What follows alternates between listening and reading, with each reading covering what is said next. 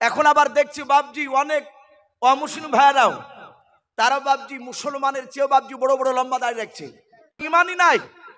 ওই দাড়ি রাখা দেখে আমাদের কিছু মুসলমান যুবক ছেলেরা 5 ওয়াক্ত বাবজি সালাত তারা আদায় করে না, নামাজ পড়ে না, অথচ বড় বড় দাড়ি নিয়ে বাবজি রাস্তাঘাটে তাদেরকে ঘুরতে দেখা যাচ্ছে। ভাই আমি বলবো রসুলের সুন্নাতের উপর একটু আমল করো। রবিউল আউয়াল মাস, এটা যে আমরা সকলেই জানি আরবিতে, যেমন বাংলাতে বাবজি 12টা মাসের নাম আছে, ইংরেজিতে নাম আছে, আরবিতে নাম আছে। একটা আরবিতে মাসের নাম রবিউল আউয়াল বলা হয়।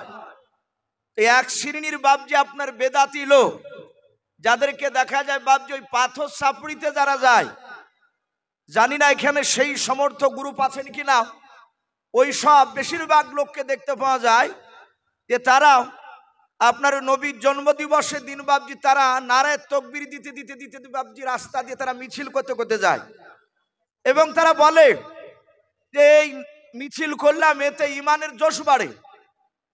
অথচ দেখা যাচ্ছে অনেক লোককে বাবজি তারা 5 ওয়াক্ত সালাত আদায় করে না, নামাজ পড়ে না। আমার বিশ্ব নবী জনাবে মোহাম্মদ রাসূলুল্লাহ সাল্লাল্লাহু তাআলা আলাইহি ওয়াসাল্লাম বাবজি সুন্নাতকে মহব্বতের কথা বলা হয়েছে, যে আল্লাহর নবী জনাবে মোহাম্মদ রাসূলুল্লাহ সাল্লাল্লাহু তাআলা আলাইহি ওয়াসাল্লাম এ নবী আমার দুনিয়ার বুকে বাবজি আপনার কোরআনের বাবজি কথা, কলমার দাওয়াত, এক নাই দুই নাই, আমার পূর্বেকার একজন বক্তা আপনাদের এলাকার খুব পরিচিত উনি, ওনার কাছে বাবজি আমি কামিল পরীক্ষা দিয়েছি। যখন আমি কামিল পরীক্ষা দিয়েছিলাম তখন উনি ছিলেন ওই বেলনাগা আপনার দারুল হাদিস আলিয়া মাদ্রাসা, সেখানে উনি শিক্ষক হিসাবে ছিলেন। উনি বলছিলেন যে রসুল সাল্লাল্লাহু তাআলা আলাইহি ওয়াসাল্লাম মাত্র বাবজি 23 বছর দুনিয়ার বুকে ইমানি মেহনত করেছেন, বলুন আলহামদুলিল্লাহ। প্রতিটা মানুষের কাছে বাবজি দাঁড়ে দাঁড়ে কলেমার দাওয়াত দিতে গিয়েছিলেন। রসুলের একটাই উদ্দেশ্য, যে আমার পথ হারা মানুষেরা তারা আল্লাহকে চিনে না, আমি রসুল আমাকে জানে না, এসব পথ হারা মানুষেরা তারা যেন আল্লাহ রসুলকে, আল্লাহ রাব্বুল আলামিনকে চিনে, তারা যেন 5 ওয়াক্ত যেন সালাত অর্থাৎ নামাজ যেন তারা আদায় করতে পারে। সম্মানিত ভাইরা আমার, বাবা জীবনেরা, আমি আপনাদেরকে বলবো শুধু মৌখিক যদি বলি আমরা রসুলুল্লাহকে ভালোবাসি, তাহলে বাবজি রসুলের সুন্নাতের উপর আমল যদি না করি, মৃত্যুর পর কিয়ামতের ময়দানে বাবজি আমরা জান্নাত দিতে পারবো না। কিতাবে লিখেছে আল্লাহর নবী জনাবে মোহাম্মদ রাসূলুল্লাহ সাল্লাল্লাহু তাআলা আলাইহি ওয়াসাল্লাম নবীর বাবজি আপন চাচাও আবু তালিব বলে নাও। আমরা ছোট বড় প্রতিটা মানুষই বাবজি জানি, এই যে আবু তালিব, এই লোকটা মৃত্যুর পর বাবজি লোকটাকে জাহান্নামে যেতে হয়েছে। আমার বিশ্বনবী বলেছেন আমার চাচা আবু তালিব জাহান্নামী। কেন? ওনার জীবনীতে বাবজি দেখা যায়, রাসূলুল্লাহর বাবজি জীবনী পড়তে গেলে দেখা যায় নবীর এই চাচা আবু তালিব বিশ্ব নবীকে বাবজি ভালোবাসে না তা নয়, আমার রহমতের নবীকে বাবজি ভালোবেসেছিল। কতটা ভালোবেসেছিল, আমরা নবীকে তো বাবজি এমনি লোক দেখানো ভালোবাসো বলি। কিতাবে লিখেছে আল্লাহর নবী জনাবে মোহাম্মদ রাসূলুল্লাহ সাল্লাল্লাহু তাআলা আলাইহি ওয়াসাল্লাম একেবারে শুরু জামানায় বিশ্বনবী যখন প্রথমে বাবজি কলমার দাওয়াত দিতে শুরু করলেন, কিতাবে এসেছে বাবজি 1 নাই 2 নাই 14 দিন বাবজি প্রথমে কলমার দাওয়াত দেওয়া শুরু করেছে। সবে মাত্র 14 দিন হয়েছে আল্লাহর নবী কলমার জাহাতে দাওয়াত দিতে গিয়েছেন মক্কা নগরে। দেখলেন যেমন আপনাদের কুমড়িদাহা, যেমন এখানে বাবজি একটু বাজার টাইপের জায়গা, নবী আমার মক্কা নগরে গিয়ে দেখলেন 8-10টা লোক তারা বাবজি সেখানে দাঁড়িয়ে কথা বলছিল। রসুল সাল্লাল্লাহু তাআলা আলাইহি ওয়াসাল্লাম তাদের কাছে গিয়ে বাবজি জান্নাত জাহান্নামের কথা শোনাছিলেন। যখনই জান্নাত জাহান্নামের কথা শোনাছিলেন, লোকগুলো বিশ্বনবীর কথাগুলো বাবজি মন দিয়ে তারা শুনছিল। আর ওই সময় বেঈমান আবু জাহাল, যাকে আমরা অনেকে আবু জেহেল বলি, এই আবু জেহেল, উদবা, সাইবা আর আবু সুফিয়ান, এই কুখ্যাত বাবজি 5-6টা বাবজি কাফেরের নেতা। তৎকালীন সেই জামানায় মক্কা নগরে তারা তাবড় তাবড় নেতা। ওই বেঈমান আবু জেহেল তার দলবল নিয়ে বাবজি মক্কা নগরে যাচ্ছিল। যার পরই রাসূলুল্লাহকে বাবজি দেখেছে, দেখার পরই তাদের মনটা খারাপ। আল্লাহ রসুলকে ডাক দিয়ে, আবু তালিব ডাক দিয়ে নয়, আবু সেহেল বলল, এই ভাতিজা, আমি তোমাকে এর আগে বারণ করি নাই যে তুমি কলমার দাওয়াত এখানে তুমি মানুষের কাছে দিবা না? আল্লাহর নবী জনাবে মোহাম্মদ রাসূলুল্লাহ সাল্লাল্লাহু তাআলা আলাইহি ওয়াসাল্লাম নবী আমার হাত ওখানা জোড় করে ডাক দিয়ে বলেন, গো চাচা, আমি আপনাদের কাছে এমন কোন অন্যায় কথা বলি নাই। ওগো চাচা, এই মক্কার 8 থেকে 10 জন ব্যক্তি যারা দাঁড়িয়েছিল এদের সামনে আমি এমন খারাপ কথা বলি নাই। আমি তাদেরকে মেতরফার যে জান্নাত বলে একটা জায়গা আছে, জাহান্নাম বলে একটা জায়গা আছে, ওগো চাচা, এরা যেন জাহান্নামের আগুন থেকে যেন তারা নাজাত পেয়ে যায়, এই কারণে আমি তাদেরকে বলছিলাম এক আল্লাহকে মেনে নাও। আমি আখিরি জামানার পয়গম্বর রাসূল জনাবে মুহাম্মদ রাসূলুল্লাহ সাল্লাল্লাহু তাআলা আলাইহি ওয়াসাল্লাম, ওগো আমার বন্ধুরাও, তোমরা আমাকে নবী বলে মেনে নাও। ওগো চাচা, আমি এর বাইরে আর কোনো কথা বলি নাই। আর 5 ওয়াক্ত সালাত আদায়ের কথা আমি বলছিলাম, আমি নামাজ পড়ার কথা বলছিলাম। ওগো চাচা, এর বাইরে আমি অন্য কোনো কথা বলি নাই। সঙ্গে সঙ্গে বেঈমান আপনার আবু জেহেল ডাক দিয়ে বলে, এই আমি তোমাকে বারণ করছি, আগামী কাল থেকে কলেমার দাওয়াত দিবা না। বলে, ঠিক আছে চাচা, আপনি আমাকে বারণ করেছেন বলে হ্যাঁ। আমার বিশ্বনবী মাথাটা নিচু করে বাবজি চলে গেলে, আল্লাহ রসুল বাবজি চলে গিয়েছেন, কেতাবে লিখেছে ওই সময়টি আমার বিশ্বনবীর কয়েকটা যে চাচা ছিল তার মধ্যে থেকে আবু তালিব চাচাটা ওই সময়টি সাথে হাতে বিশ্ব রসুলের বাবজি কাছে নয় মক্কা নগরে তিনি যাচ্ছিলেন। হঠাৎ করে দেখলেন আবু জেহেল, উতবা, সাইবা, আবু সুফিয়ান, কয়েকটা নেতা বাবজি তারা সেখানে দাঁড়িয়ে আছে।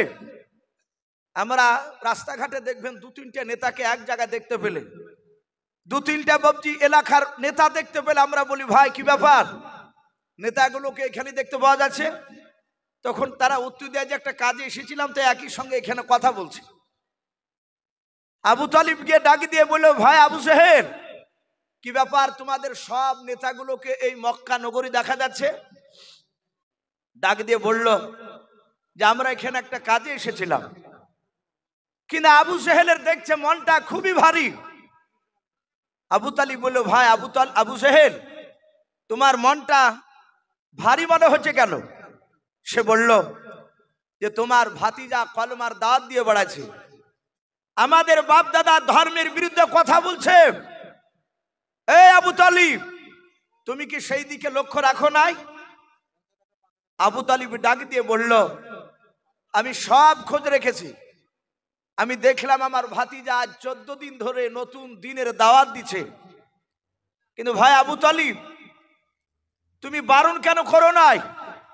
আবু তালিব বলে, আমি বারণ করেছি শুনে নাই, কিন্তু আমার ভাতিজার উপর আমি ঈমান আনি নাই, আমি তার কথাকে মানি নাই।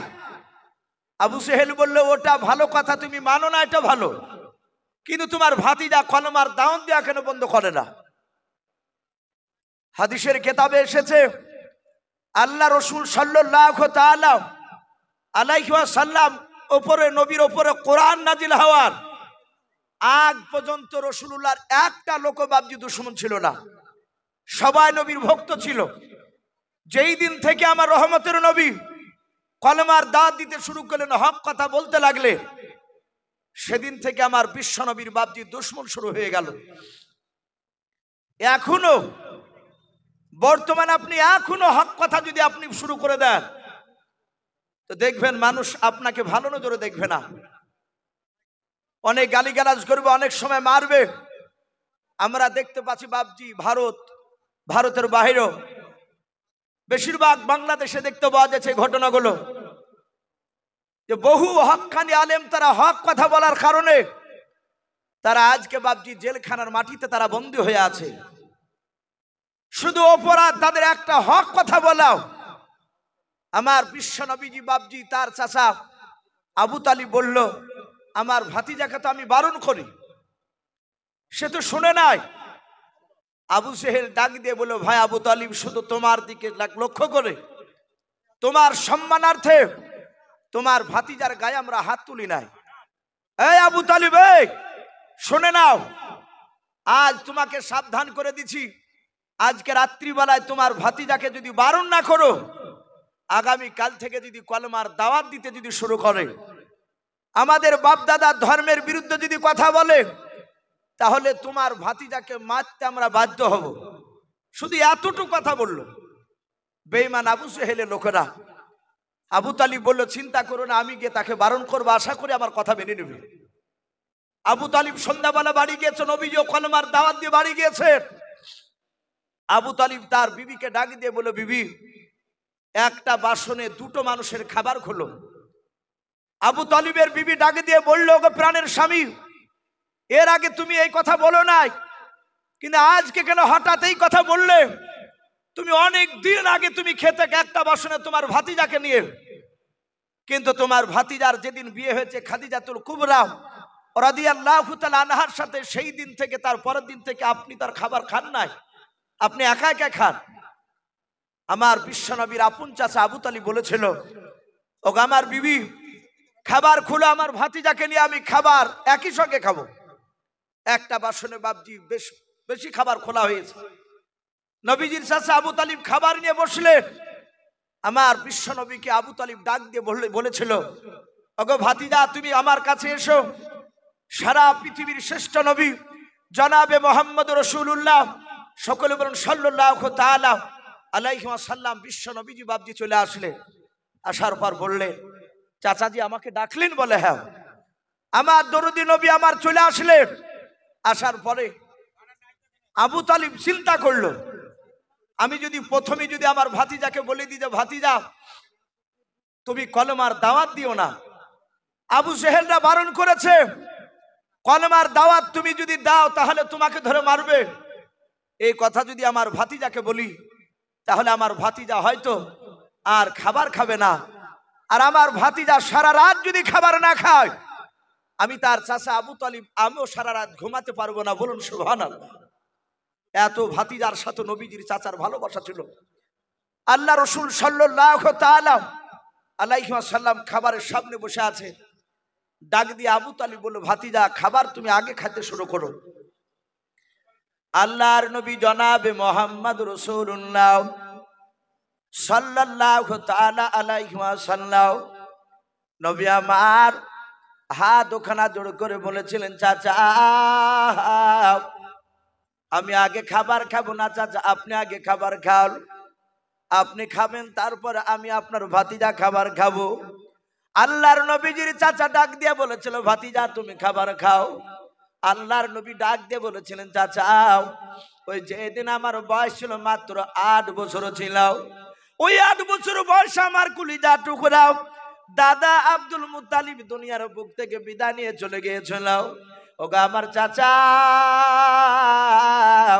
দাদা ইন্তেকাল করার পর আপনি আমাকে দায়িত্ব নিয়েছিলেন, আমি আপনার কাছে লালন পালন হয়েছে। ওগো আমার চাচা, আপনি আমাকে ছেলের মতো ভালোবেসেছেন। চাচা আপনি তো ভালো জানেন, ওই 11 বছর থেকে নাই, ওই আমার 8 বছর যখন বয়স, সেই তখন থেকে চাচা খাদিজার সাথে যেই দিন বিয়ে হয় তারা আগা দিন পর্যন্ত, ওগো আল্লাহর নবীজির চাচাকে আবু তালিবকে ডাক দিয়ে বলেছেন, নবী আমার, ওগো চাচা সেই দিন পর্যন্ত বাপ বাটা একসঙ্গে আমরা খাবার খেতাম। ও চাচা আপনি এটাও ভালো জানেন, আপনি আগে খাবার না খেলে আমি খাবার খেতাম না। যখনই নবী আমার এই কথাটা বাপজি বললেন, আবু তালিবের চোখ দিয়ে বাপজি ঝরঝর করে পানি ঝরতে লাগলো। আবু তালিব আর ধরতির বাদ আর ধরে রাখতে পারলো না, আল্লাহর নবীকে বাপজি বুকের সাথে জড়ে ধরলো। জড়ে ধরার পর ডাক দিয়ে বলেছিল, ভাতিজা তুমি আমাকে এত ভালোবাসো? বলে, হ্যাঁ চাচা আপনাকে আমার আব্বার মতো ভালোবাসি।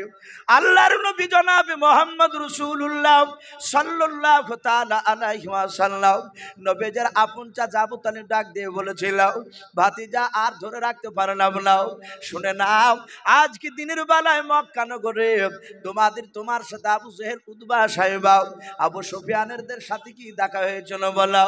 আল্লাহর নবী বলেন, চাচা আমার সঙ্গে দেখা হয়েছিল। বলে, তারা কি বলেছিল? আল্লাহর নবী বলেন, চাচা আমাকে কলমার দাওয়াত দিতে বন্ধ করতে বলেছে, আমার বাপ দাদার ধর্মের বিরুদ্ধে যেন তোমরা কথা বলো না। ওগো আমার রসুলের রে চাচা, আমাকে আবু সেহেল বেঈমান এই কথা বলেছিল। আবু তালিব বলেছিল, ভাতিজা তুমি চলে যাওয়ার পর আমার সাথে আবু জেহেলেদের দেখা হয়েছিল। ওরে ভাতিজা, আবু জেহেল বেঈমান বলেছে, ভাই আবু তালিব শুধু তোমার সম্মানের দিকে তাকিয়ে তোমার ভাতিজার গায়ে হাত তুলে নাই।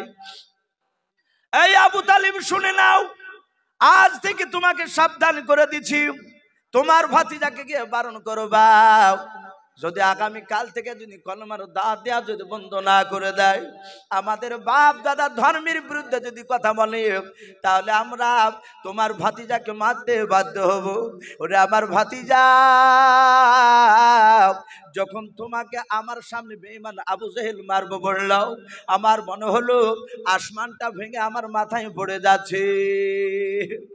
ওগো ভাতিজা, আমি যে তোমাকে বড্ড ভালোবাসি, তাই ভাতিজা আমি তোমাকে অনুরোধ করছি, আবু জেহেলরা যেটা বারণ করছে সেটা শুনে নাও। ওগো ভাতিজা, আমি তোমাকে বারণ করছি, তুমি ওদের কথা শোনো, আগামী কাল থেকে আর কলমার দাওয়াত দিও না। ওগো ভাতিজা শোনো, আরো 3টা কথা বলেছে। বলে কি? বলে মক্কার আবু জেহেল তারা বলেছে যদি কলমার দাওয়াত দেওয়া বন্ধ করে দেয়, তাহলে তোমার ভাতিজাকে 3টে পুরস্কার দেওয়া হবে। তাই তোমাকে অনুরোধ করছি, তুমি 3টা পুরস্কার পেলে তোমার জীবন ধন্য হয়ে যাবে। তুমি আর কলমার দাওয়াত দিতে যেও না বাবা, আমাদের বাপদাদা ধর্মের বিরুদ্ধে কথা বলো না।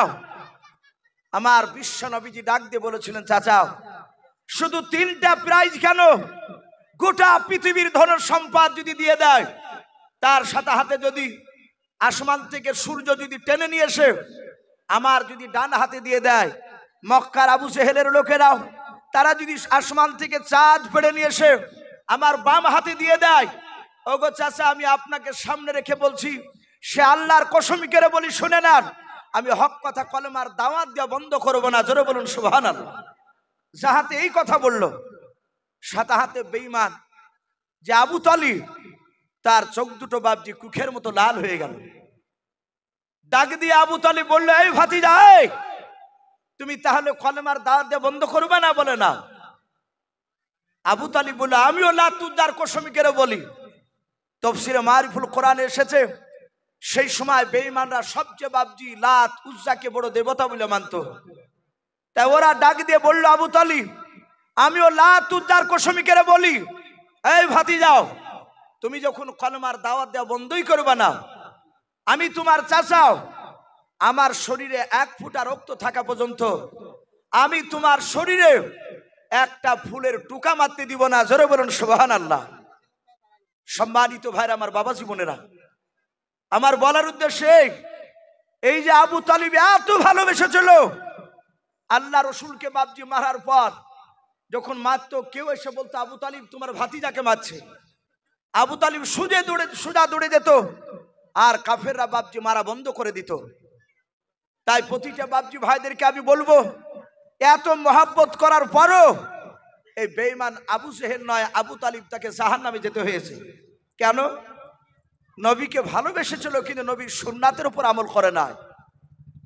আজ আমরা যতই দাবি করি নবীকে ভালোবাসি, নবীর সুন্নাতের যদি উপরে যদি আমল না করি, বাপজি কিয়ামতের ময়দানে কোনো আলেম দেখবেন না, আল্লাহ কিয়ামতের ময়দানে হাজীকে দেখবেন না। আমার বিশ্ব নবী পবিত্র জবানে সাহাবাদের সামনে বলেছিলেন, ইন্নাল্লাহা লা ইয়ানজুরু ইলা সুওয়ারিকুম আমওয়ালিকুম। আমার বিশ্ব নবী বললেন, ওগো সাহাবায়ে কেরাম, কিয়ামতের ময়দানে আল্লাহ রাব্বুল আলামিন কারো চেহারা দেখবেন না, ওয়া আমওয়ালিকুম, এবং কারো ধন সম্পদ দেখবেন না। সাহাবারা বলেন, ইয়া রাসূলুল্লাহ কিয়ামতের ময়দানে কি দেখবেন বলুন? আল্লাহর নবী বললেন, ওয়ালাকিন ইয়ানজুরু ইলা কুলুবিকুম আমালিকুম। কিয়ামতের ময়দানে দুটো জিনিস দেখবেন বাপ, একটা হচ্ছে আমল, আর দ্বিতীয় হচ্ছে তার বাপজি অন্তরখানা। যার আমল অন্তর ভালো হবে সেই ব্যক্তি হাসতে হাসতে জান্নাতে যাবে। বলুন সুবহানাল্লাহ। তাই প্রতিটা বাপজি ভাইদেরকে বলবো, মা বোনদেরকে বলবো, আপনারা একটু রসুলের সুন্নাতের দিকে আমল করার চেষ্টা করুন। আজ আমাদের চেহারা দেখে বাপজি চিনা যায় না, আজ আমাদের পোশাকগুলো ইহুদি নাসারার মতো হয়ে গিয়েছে।